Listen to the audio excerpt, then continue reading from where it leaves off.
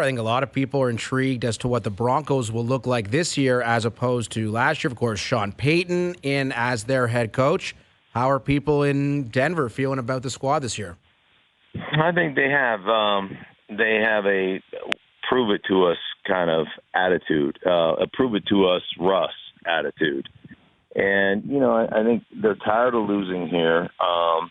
There's been a certain amount of apathy here. And really the whole culture of the organization needed to be changed. And Sean Payton has come in and done an incredible job of basically no nonsense.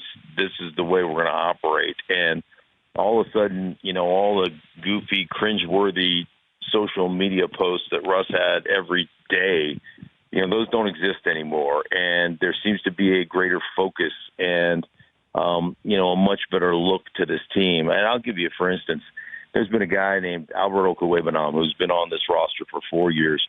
He's a tight end who's, he's 6'5", 260, can run a 4.40. I mean, he's got all the athleticism and all the athletic skills in the world. He refuses to block people, and cannot play special teams. And he's been on this roster for 4 years. And Sean Payton showcased him in their last preseason game. Showcased him. Guy had 7 catches, 108 yards, was running all over the place, hurdling people, doing everything. They can't block his way out of a wet paper sack. Just refuses to. Absolutely refuses to. The guy can't be on my team.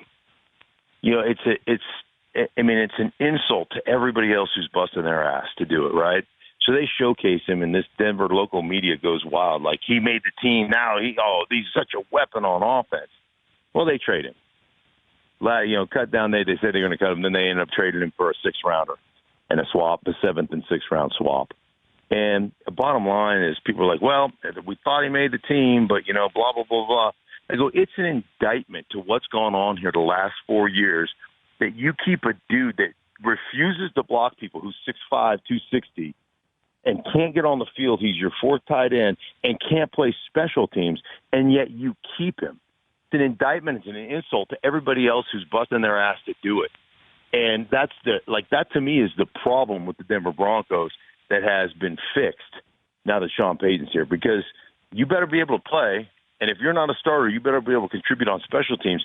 And if you can't, I don't care that you look good doing burpees and running 40s. That stuff doesn't matter. That stuff doesn't help.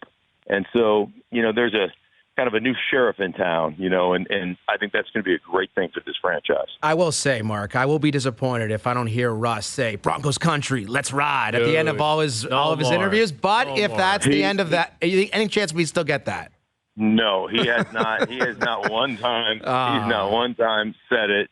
Yeah, it's as a matter of fact, they just signed Will Lutz, and Will Lutz said goodbye to in his press conference. Goodbye. They traded for Will Lutz from New Orleans, the kicker, and on his goodbye to the New Orleans Saints, he says, "Here we go, Broncos country, let's ride."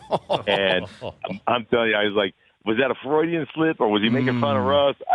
I already like him. I already like that. I already like you. If you're flipping him grief, I already like you. You won me over. You had me at hello.